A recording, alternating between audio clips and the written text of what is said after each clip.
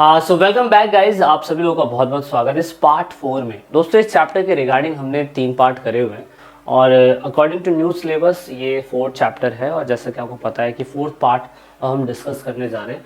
अगर आप लोगों ने हमारे वीडियो लेक्चर सीरीज़ के पहले 3 पार्ट नहीं देखे हैं, सो आई रिक्वेस्ट यू कि आप जाइए उन्हें वॉच आउट करिए ताकि आपको ये चौथा पार्ट काफ़ी आसानी से समझ में आ सके। तो हमारी प्लेलिस्ट पूरी की पूरी डिस्क्रिप्शन में हमने दे रखा है, इसका लिंक आप जाइए वॉच आउट कर सकते हैं आप सारी की सारी प्लेलिस्ट। और साथ में आप हमारे साथ ईपी फैमिली टेलीग्राम अकाउंट के साथ जुड़ सकते हैं और इंस्टाग्राम अकाउंट ई पाठशाला, जो आपको हमारे इंस्टाग्राम पे जो भी अपडेट्स होती हैं वो मिलती रहती है। अगर आप हमारी अधिक जानकारी के लिए ई पाठशाला स्टोर, जो हमारा गूगल प्ले स्टोर ऐप है, आप उसे भी डाउनलोड कर सकते हैं। आगे बढ़ते हैं। हमने 3 ऑर्डर के बारे में जानना था। वैसे तो इस चैप्टर का नाम 3 ऑर्डर है। हमने जो भी लेक्चर सीरीज पढ़ी थी उसमें हमने पहले और दूसरे ऑर्डर्स के बारे में समझ लिया था। अब हम तीसरा ऑर्डर पढ़ने जा रहे हैं। जैसे हमने क्या कहा, जिसको हमने 3rd ऑर्डर में किसान, फ्री और अनपेड यानी कि अनफ्री लेबर्स, दैट मीन्स तीसरे स्टेट पे जो लोग हैं वो पूरी तरीके से वो लोग हैं जो ज़्यादातर टैक्स भर रहे हैं और टैक्स दे रहे हैं पूरी की पूरी अपनी सरकार को, और बेचारे आम आदमी की तरह जीवन जी रहे हैं। अगर पूरे के पूरे फ्रांस की बात करी जाए तो पूरे के पूरे फ्रांस से फर्स्ट स्टेट जैसे क्लर्जी कहा गया है वो 1% है, लेकिन 10% ज़मीनों के मालिक हैं।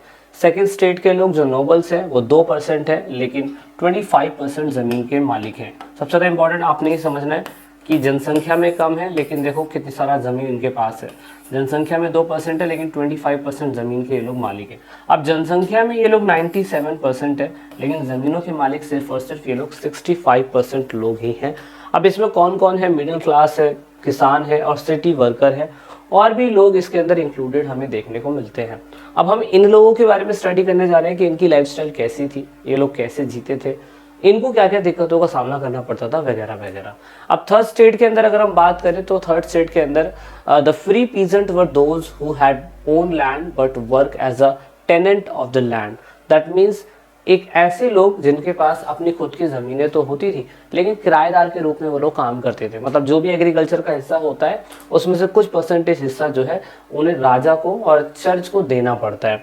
उसके बाद इनके पास they had to give military service 40 days in a year, और यही लोग जो टैक्स के रूप में पैसा दे रहे हैं उनको मिलिट्री सर्विस देनी पड़ेगी 40 दिनों की, और वो भी बिना किसी पैसे के। ये एक सिस्टम बनाया गया था 1 साल के अंदर, और उसके बाद इसके पैसे इनको नहीं मिलेंगे। ये सबसे ज़्यादा इंपॉर्टेंट उन लोगों के लिए जिनके पास अपनी खुद की ज़मीनें हैं। अब बात करते हैं दूसरे लोगों की। ये लोग बेचारे किसान जो है, जो टैक्स के रूप में पैसा देते हैं, उन्हें इन लोगों ने टेली कहा। टेली इट मीन्स दैट ऐसा टैक्स जो उस टाइम पीरियड पे जो भी किसान हुआ करता था वो राजा को टैक्स दिया करता था, जबकि 1st स्टेट और 2nd स्टेट के लोगों को ये चीज़ मना थी कि आप ये टैक्स राजा को नहीं दोगे। अब यहाँ पे आप कह सकते हो कि डिस्क्रिमिनेशन है। मतलब जो बेचारे किसान हैं, जो किसान अपनी खुद की ज़मीन के ऊपर खेती कर रहे हैं और टैक्स के रूप में राजा को साल का टेली टैक्स भी दे रहे हैं, जबकि 1st क्लास और 2nd क्लास के लोगों को ये टैक्स नहीं देना पड़ता था। तो इस तरीके से समाज में एक कह सकते हो कि भेदभाव था, जो ऑफकोर्स आने वाले समय में फ्रांस के राजाओं को दिक्कत होगी। दूसरे बेचारे जो बेचारे गुलाम थे, जिनके पास खुद की ज़मीनें नहीं थी और टैक्स के रूप में उन्हें सर्विस ही देनी पड़ती थी, तो आप ये कह सकते हो उन्हें गुलाम कहते हैं। ये ज़्यादातर जो लॉर्ड्स होते थे, नोबिलिटी क्लास, उनकी ज़मीनों पर काम करते थे। इनको इसके पैसे नहीं मिलते थे, बट ऑफकोर्स ये जिस भी लॉर्ड्स के क्या कहते हैं जागीर में काम करते थे, उनके जागीर से भगने की इनको परमिशन नहीं होती थी। और दूसरी बात, भगने की अगर परमिशन नहीं है तो ये उन्हीं की ही जागीर में, and that means nobility class के ज़मीनों पर ही रह के खेती करेंगे। उसके बदले में इनको पैसा नहीं मिलेगा, लेकिन थोड़ा बहुत आप कह सकते हो कि इन लोगों को कहीं ना कहीं राशन मिल जाएगा, रहने की व्यवस्था मिल जाएगी, ये वाली चीज़। The lords claim a number of monopolies on the expense of his slaves. अब जो उस समय के बड़े बड़े ज़मींदार, बड़े बड़े नोबिलिटी क्लास के लोग जिनके पास अपनी खुद की ज़मीनें होती थी, वो इन लोगों के ऊपर अपनी खुद की मोनोपोली बना सकता था। जैसे कि अगर इनके बीच में अगर इनकी शादी करवानी हो तो शादी कराने के लिए भी क्या कहते हैं, राजा ही बोलता था कि आपको इससे शादी करनी है या ये व्यवस्था होनी चाहिए, वगैरह वगैरह। तो अपने गुलामों के ऊपर कमांड बनाने की पावर भी इन लोगों के पास होती थी। अब मेन बात ये थी कि धीरे धीरे करते सामाजिक और आर्थिक संबंध जो है इफेक्ट करने लग गए। There were several processes which affecting the social and economic relation. अब धीरे धीरे धीरे धीरे धीरे समाज में ये व्यवस्था बढ़ती रही बढ़ती रही बढ़ती रही बढ़ती रही और इनके अंदर डिस्प्यूट बहुत सारे देखे जाने लगे। लेकिन एक समय आता है जिसे हम इन्वायरमेंटल इश्यूज बोलते हैं। 4 to 9 सेंचुरी के अंदर क्या हुआ, बहुत ही बड़े लेवल पर एक्सट्रीम क्लाइमेट चेंज हो गया। अब बेचारे एक्सट्रीम क्लाइमेट चेंज हो गया तो आप खुद सोचो कि जो बेचारे पेड वर्कर्स हैं, जो 40 डेज का सर्विस दे रहे हैं आर्मी के अंदर, उनकी लाइफस्टाइल क्या हो जाएगी, और जो बेचारे अनपेड वर्कर है, जो गुलाम की तरह काम करते हैं, सर्विस देते हैं, उनकी क्या हालत हो जाएगी, क्योंकि क्लाइमेट कंडीशन बहुत ज़्यादा खराब हो चुकी है, एक्सट्रीम। अब उसकी वजह से क्या हुआ, एकदम से 9 से लेके 16 सेंचुरी के बीच में यूरोप के बहुत सारे हिस्सों के अंदर ठंडी की जगह क्लाइमेट जो है गर्मी में चेंज हो गया। और जब गर्मी में क्लाइमेट चेंज हो गया तो उस समय एग्रीकल्चर काफ़ी अच्छा हुआ। मैं कह सकता हूँ किसान ने शुरुआती समय पे प्रिमिटिव एग्रीकल्चर करा होगा, लेकिन बाद में जाते जाते धीरे धीरे करके उन्होंने इसमें इम्प्रूवमेंट दिखाई होगी, जिससे फ़ायदा ये हुआ होगा कि ज़्यादा खेती करने की वजह से जो ज़मीनों का फर्टिलाइजेशन होता है वो बहुत ज़्यादा नुकसान हो गया होगा। जैसा कि आप लोगों ने ग्रीन रेवोल्यूशन के अंदर देखा होगा, अगर आप लोगों ने 10th क्लास में ग्रीन रेवोल्यूशन के बारे में पढ़ा होगा, जितनी ज़्यादा ज़मीनों को आप उर्वरक होगा और जितनी ज़्यादा उसमें खाद डालने की कोशिश करोगे, उतनी ज़्यादा ज़मीन की फर्टिलिटी जो है गिरती चली जाएगी। इसीलिए आप देखोगे कि जब किसानों को बैलों का इस्तेमाल करना पड़ता था भाई, क्योंकि यूरोप के अंदर गर्म मौसम होना अपने आप में ही बहुत लकी वाली बात है, ज़्यादा ठंडा ही वहाँ पे प्लेस हमें देखने को मिलता है। लेकिन जब ये फर्टिलिटी होनी चालू हो गई, ज़मीन का उर्वरकता बढ़ने लग गया, तो उस टाइम पीरियड पे इन लोगों ने जो वुडन इक्विपमेंट था, यानी कि क्या कहते हैं, लकड़ी का इक्विपमेंट जो था, वो रिप्लेस करके हैवी आयरन टिपेड प्लो, यानी कि इसका इस्तेमाल ये लोग करने लग गए। इसकी वजह से क्या हुआ, इसकी वजह से एग्रीकल्चर और अच्छा बढ़ गया। और बढ़ने की वजह से आप ये कह सकते हो कि फिर फाइनली जानवरों के कंधों के ऊपर, मतलब पहले क्या होता था कि जानवरों के इस बैक साइड के हिस्सों पर ही हल लगाया जाता था और फिर उनको खेती करने के लिए कहा जाता था। लेकिन आप ये कह सकते हो कि फिर बाद में इन्होंने नेक हार्शनेस ऑफ एनिमल इसका इस्तेमाल करा शोल्डर हार्शनेस की जगह, मतलब कंधे का इस्तेमाल करा इन लोगों ने, जबकि पहले शोल्डरों का इस्तेमाल ये लोग करते थे। Sorry, the shoulder harshness replace the neck harshness of animal, यानी कि यहाँ पे पहले वो गर्दन में बांधा करते थे, अभी इन्होंने शोल्डर में भी इन लोगों को बांधना चालू कर दिया। इससे फायदा क्या हुआ, इससे फायदा ये हुआ कि जो भी बैल का इस्तेमाल ये लोग खेती के लिए करते होंगे ना, वो अब पूरी तरीके से उस बैल का जो भी फिजिकल फोर्स हो सकता है ज़्यादा से ज़्यादा इस्तेमाल होने वाला, वो ज़्यादा इस्तेमाल होने लग गया। ये एक तरीके का उस समय पे टेक्निकल इनोवेशन ही मान सकते हो आप लोग, जो उस समय पे ये लोग कर सकते थे। उसके बाद इन्होंने विंड की एनर्जी और वाटर एनर्जी के इस्तेमाल से भी एग्रीकल्चर इन लोगों ने करा। तो ड्यूरिंग 11th सेंचुरी अगर हम देखें तो जो भी फ्यूडल लोग थे उनमें वीकनेस दिखाई देने लग गई। कारण क्या हुआ, कारण ये हुआ कि अब जब एग्रीकल्चर बहुत बड़े लेवल पे होने लग गया, तो जिन किसानों को एग्रीकल्चर के रूप में, टैक्स के रूप में एग्रीकल्चर का हिस्सा देना पड़ता था, अब वो चेंज होकर ये क्या करने लग गए किसान लोग, वो अपने फसलों का दाम बेचकर टैक्स के रूप में पैसा देने लग गए, और जो पैसा देना बड़ा आसान हो गया। इससे गुलामी प्रथा आप कह सकते हो काफ़ी हद तक कम हो गई।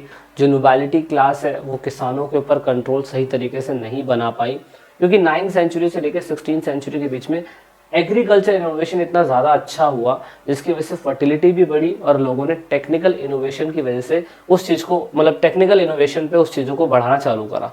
तो कह सकते हैं कि जहाँ पे कई हज़ारों साल पहले खेती हुआ करती थी और नोबिलिटी क्लास पूरी तरीके से कंट्रोल किया करती थी जनता के ऊपर, वही क्लास अब खेतों को और अच्छी तरीके से फर्टिलाइज करने लग गई और टैक्स के रूप में खेतों का फसल का हिस्सा ना देते हुए वो कैश के रूप में पैसा देने लग गए।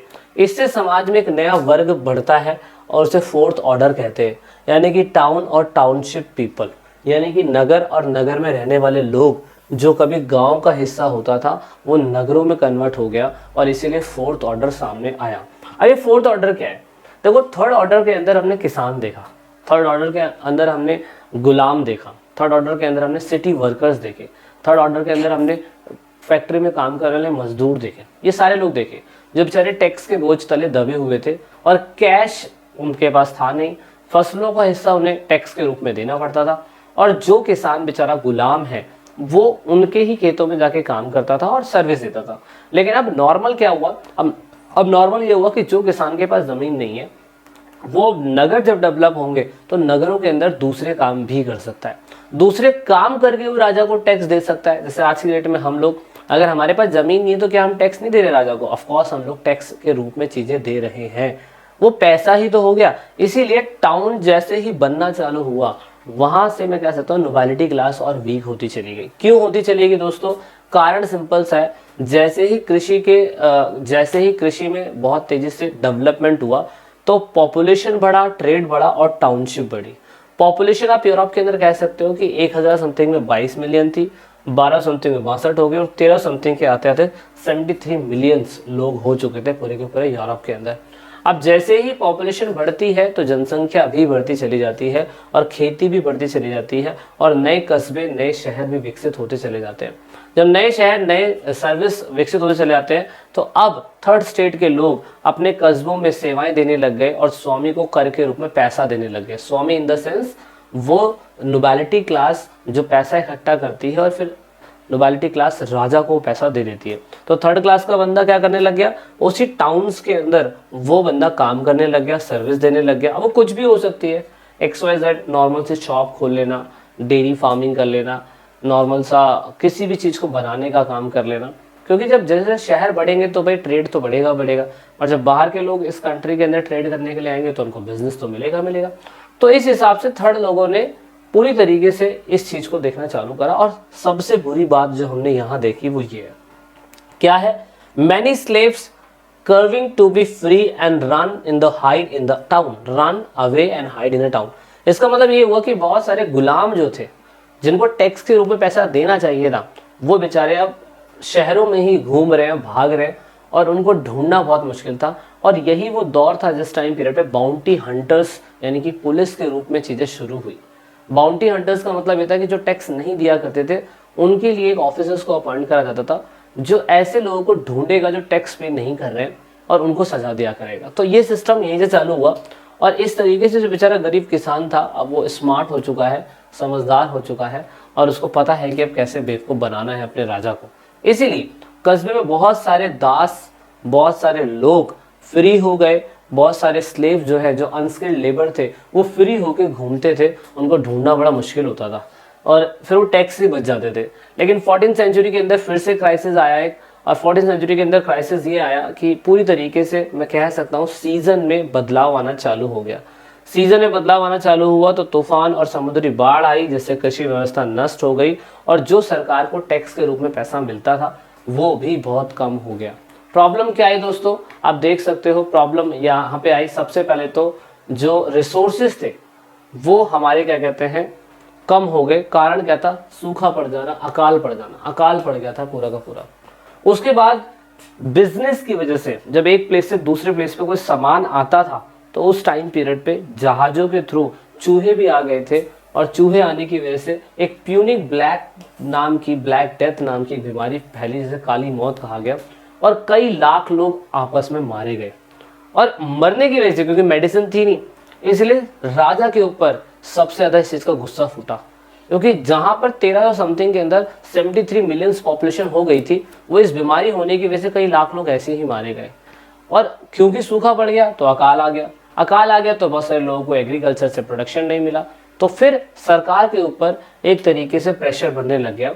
और इसी वजह से मैं कह सकता हूँ कि जो लॉर्ड्स थे, अब वो चाहे नोबिलिटी क्लास हो या राजा हो, उसकी इनकम पर बहुत गंदा हिट पड़ा। इसकी वजह से क्या हुआ कि जो भी लेबर सर्विस थी उसे दोबारा से शुरू करना पड़ गया। और मैं आप कह सकता हूं this was a voluntary opposed by the peasant, particularly the better educated more prosperous ones. अब क्या हुआ कि जो किसान पहले राजा या नोबिलिटी क्लास से डरता था वो अब थोड़ा सा एजुकेटेड हो चुका है, क्योंकि 300-400 साल बीत चुके हैं। अब जो एजुकेटेड हो गया है उसको समझ में आ गया था कि भैया ये तो बिल्कुल गलत है, जब फर्स्ट स्टेट और सेकंड स्टेट के लोग टैक्स नहीं भरते हैं, थर्ड स्टेट के लोग ही टैक्स क्यों भरे। इसीलिए पॉलिटिकल अनरेस्ट बहुत बड़े लेवल पे चालू हुआ और पॉलिटिकल अनरेस्ट होने की वजह से आप कह सकते हो कि despite the several response the sheer intensity of the peasant opposition insured that the old feudal relation could not be reimposed. और उन्होंने कहा कि जो फ्यूडल सिस्टम पुराना वाला चल रहा है अब वो नहीं चलेगा बिल्कुल भी। फ्यूडल सिस्टम क्या था? वही राजा सबसे ऊपर होगा, फिर नोबिलिटी होगी और फिर थर्ड क्लास के लोग होंगे। उन्होंने कहा ऐसा नहीं चलना चाहिए, बिल्कुल भी ऐसा नहीं होगा। इसलिए पीपल ने कहा कि हम सर्विस के रूप में पैसे मतलब काम करेंगे बट मतलब फसल का हिस्सा ना देते हुए हम लोग पैसे के रूप में ही आपको सर्विस दिया करेंगे। इसलिए 15 और 16 सेंचुरी के अंदर यूरोप के बहुत सारे हिस्सों के अंदर आप कह सकते हो कि फाइनेंशियली क्राइसिस आया, और फाइनेंशियली क्राइसिस होने की वजह से जितने भी स्टेट्स थे, जो शक्तिशाली स्टेट्स थे, उनमें बहुत सारे चेंजेस आने चालू हुए। In the 15 and 16th century, European kings strengthened their military and financial power so that they create the powerful state. और क्योंकि 15वीं और 16वीं शताब्दी के अंदर जब ये 14th सेंचुरी में जब ये दिक्कतें आनी चालू हुई, तो 15 और 16 सेंचुरी के अंदर आप देखोगे कि राजा ने अपने आप को और ठीक करना चालू कर दिया। और चाहे वो इंग्लैंड की बात हो, चाहे वो फ्रांस की बात हो, चाहे वो जर्मनी की बात हो, इस तरीके से फ्रांस में नया किंग बनता है जिसे हम लुईस 11 बोलते हैं। मैक्सिमिलियन फर्स्ट बनता है, जो आपको क्या कहते हैं, कहाँ, रोम के अंदर देखने को मिलेगा। एंड हेनरी 6th जो है 7th, वो इंग्लैंड का राजा बनता है। अब ये पता कब का दौर है, 15 एंड 16 सेंचुरी का टाइम पीरियड है। ये दोबारा से फ्यूडल सिस्टम को रीस्टैब्लिश करेंगे, और फ्यूडल सिस्टम को जब रीस्टैब्लिश करेंगे तो इनका कुछ अलग तरीका होगा, क्योंकि ये ऑर्गेनाइज स्टैंडिंग आर्मी बनाएंगे, परमानेंट ब्यूरोक्रेसी बनाएंगे, टैक्स के सिस्टम को दोबारा से इंट्रोड्यूस करेंगे, और ये सारे स्पेन, पुर्तगाल और यूरोप की बहुत सारी कंट्री के अंदर चालू हो गया। इसकी वजह से जब पॉलिटिकल चेंजेस हुए तो पावरफुल आर्मी बनी, and then gun powder cannon का इस्तेमाल होना चालू हुआ ताकि जनता पे कंट्रोल कर सके। फ्यूडल सिस्टम को डिक्लाइन करा गया, नए सिस्टम को शुरू करा गया, ऑर्गेनाइज टैक्स सिस्टम करा गया, और पूरी तरीके से फ्यूडल लॉर्ड्स जो थे उनको खत्म करा गया, लेकिन नामात्र लेवल पर खत्म करा गया। मनी जो है उसकी शुरुआत की गई, टैक्स के रूप में, पैसा के रूप में चीजें होने लगी। और दूसरी बात था, राजा और पार्लियामेंट बनाई जाने लगी। इससे पहले राजा जो कहता था वही सारी चीजें होती थी, लेकिन अब राजा को एक चीज समझ में आ चुकी थी कि हमें पार्लियामेंट देने की जरूरत है, ताकि जनता को लगे कि पार्लियामेंट के अंदर जो चुने हुए लोग आते हैं वो जनता के बीच में से ही निकल के आते हैं। तो पॉलिटिकल वेलफेयर के लिए जनता को लगेगा कि हमारे हित के बारे में ही ये लोग बात कर रहे हैं। तो ये एक अच्छी बात थी, ये शुरू हुआ। फ्रांस के अंदर स्टेट जनरल की मीटिंग हुई पहली बार कई सालों में जाके, 1604 समथिंग में पहली बार। लुईस 13 करके कोई व्यक्ति था, उन्होंने फ्रांस के अंदर ये मीटिंग करवाई कि हमें जनता की बातों को अगर रखना है तो फर्स्ट स्टेट, सेकंड स्टेट और थर्ड स्टेट के लोगों से मिलके ही हमें बात करनी पड़ेगी। लेकिन इंग्लैंड के अंदर इसे हाउस ऑफ लॉर्ड्स बोला गया और हाउस ऑफ कॉमन्स बोला गया। हाउस ऑफ लॉर्ड्स राज्यसभा है, हाउस ऑफ कॉमन्स लोकसभा है। प्रेजेंट टाइम का अगर सिनेरियो देखें तो ये बिल्कुल अलग है। फ्रांस में प्रॉपर तरीके से इलेक्शन होता है, इंग्लैंड में प्रॉपर तरीके से इलेक्शन होता है, लेकिन ऑफकोर्स इंग्लैंड के अंदर रानी का सिस्टम आज भी है, और किंग चार्ल्स III जो है वहाँ के राजा बने हैं रिसेंटली, पर उनका पॉलिटिकल सिनेरियो कुछ अलग ही हमें देखने को मिलता है। तो दोस्तों ये था पूरे के पूरे चैप्टर के अंदर, ठीक है। याद रखिएगा, ये पाठशाला आपको क्या कहते हैं, गूगल प्ले स्टोर पे जाइए, ये पाठशाला का ऐप डाउनलोड करिए, आपको नोट्स मिलेंगे, वहाँ पे सारी वीडियोस मिलेंगे, वीडियो के डिस्क्रिप्शन में लिंक है। अधिक जानकारी के लिए आप लोग ये पाठशाला को चेकआउट कर सकते हैं। This is it in this video. I hope आपको चैप्टर थोड़ा बहुत क्लिस्टर क्लियर समझ में आया होगा कि राजनीतिक प्रॉब्लम क्या चल रही थी। Okay, so this is it in this video.